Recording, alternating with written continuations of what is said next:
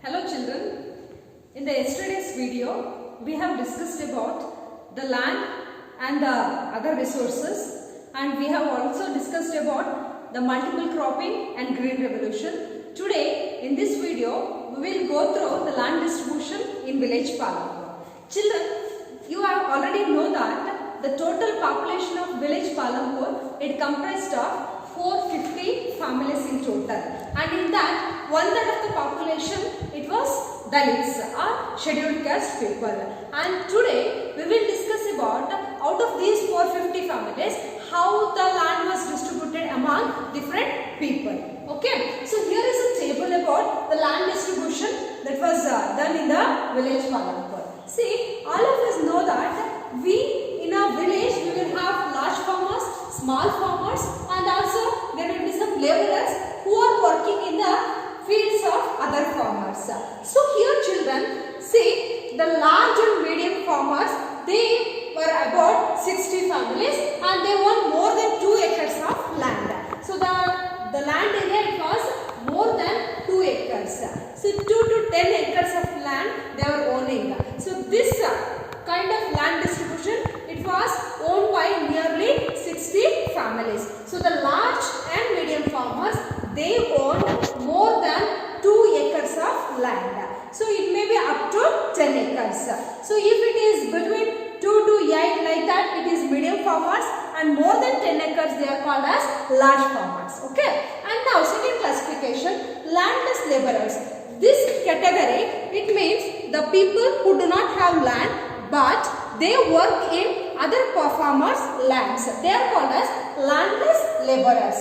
So for their living, they were working under other farmers' lands. And what is the composition?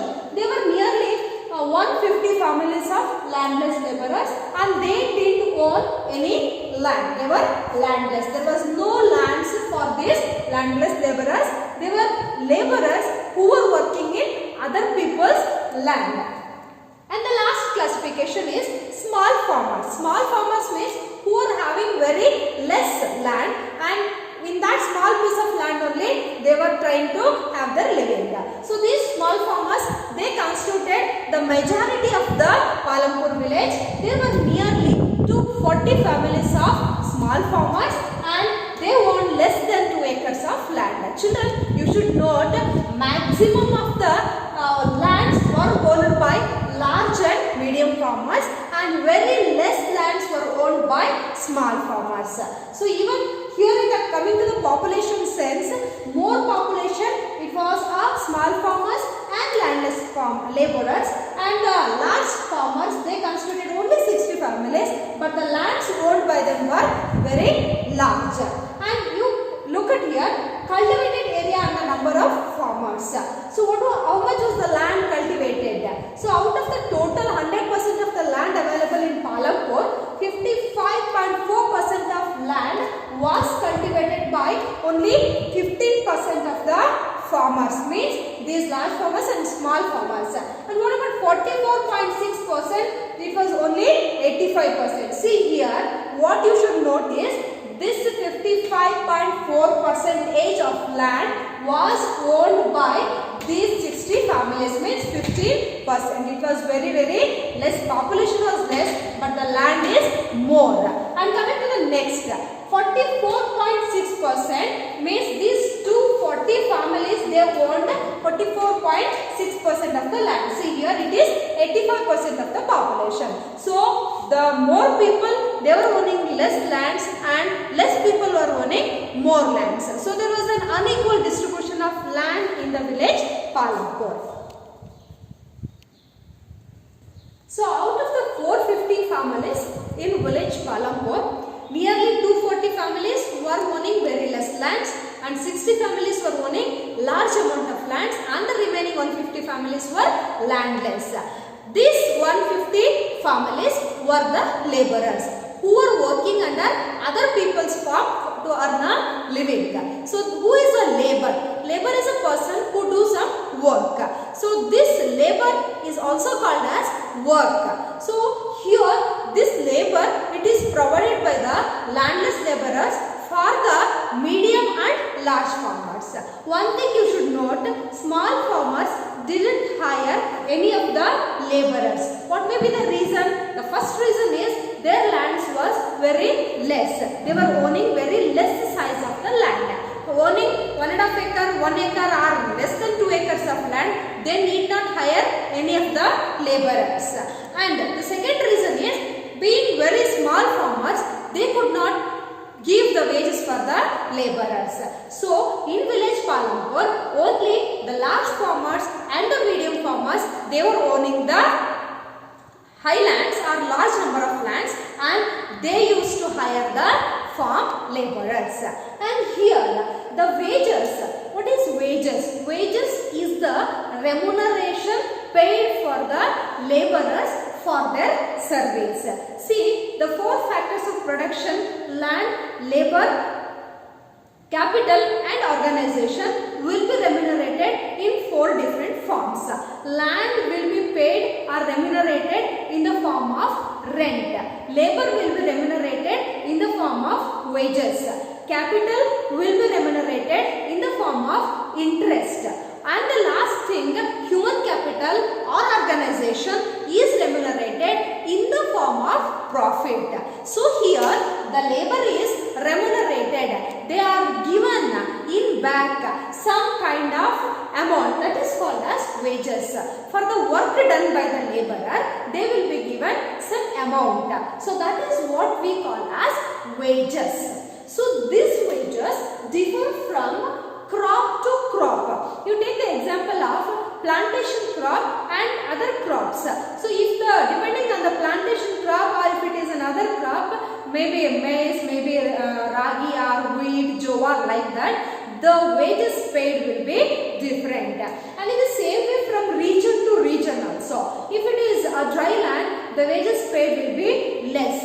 If it is in a plantation or if it is done in the mountain areas, it may be more wages. And you might have seen people from the dry areas, they migrating to coffee plantations, tea plantations as laborers in having the high wages.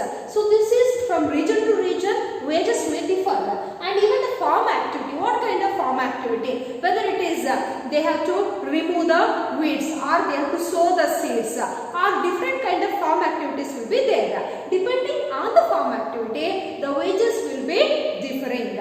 So you should note in mind the wages differ from region to region, crop to crop, and from one activity to another activity. And now, see how, for what extent the laborers are working in the others field.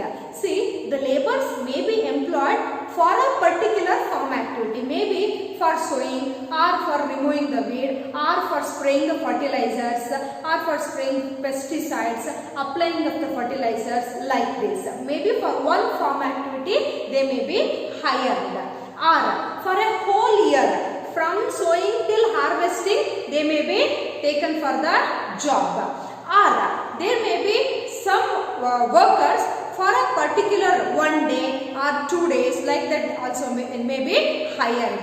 So the laborers are employed for 1 day or for a particular farm activity or for the whole year. So in this way, the wages for the laborers also differs and the type of the work given also differs. And now, what is the wages fixed by the government, Indian government, for the laborers? So the minimum wages fixed by the government for a farm laborer, it is rupees 300 per day. It is as per the data of March 2017. So according to this data, a farm laborer per day he should get minimum of 300 rupees. But what is happening in the actual sense? In the actual sense, this much of amount is not earned. It is not paid for the farm laborers. What may be the reason? You take the example of Palampur village itself. In Palampur village, the farm laborers are not paid this amount of wages. They are not paid 300 rupees.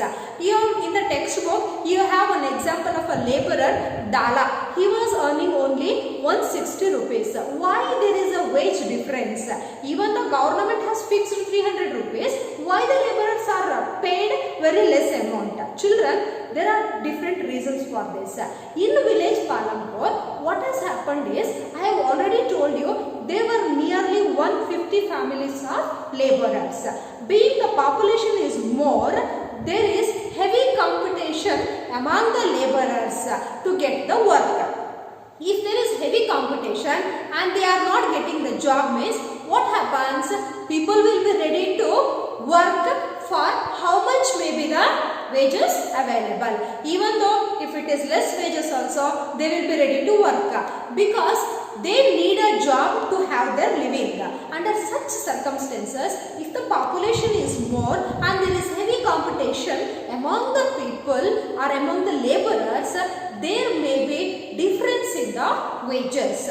So, the same situation has happened in village Palampur also. The farm laborers were getting less wages, which is fixed by the government, is not paid for the workers in the village Palampur. And there is one more thing. If they are female workers, if they are female laborers, they are paid even less than the male workers. See the difference? Wages fixed by government is 300 rupees. But the laborers, if it is a male laborer, is getting around 160, 180 rupees like that. And if she is a female laborer, then she will be paid even less than what is given for the male worker. So, you can note that the wages fixed for the labor is having lot of differentiation. It may be between male and female, or it may be what is fixed by the government is not at all paid for the people of the village Palampur. So, this situation, it shows us there is a problem, there is a misery in their life or in their living. In order to have a comfortable living, they have to struggle hard. So, this is about the second requirement of the production, that is labor. So, in my next video, I will come back to you having the third concept of production, third requirement of production, that is capital. How the people of Palampur, that is the large farmers, small farmers and the medium farmers, how they were arranging the capital needed for farming. Till then, you should go through the textbook and just make points of the whatever concepts are done and be thorough with all the concepts discussed in these videos. Thank you.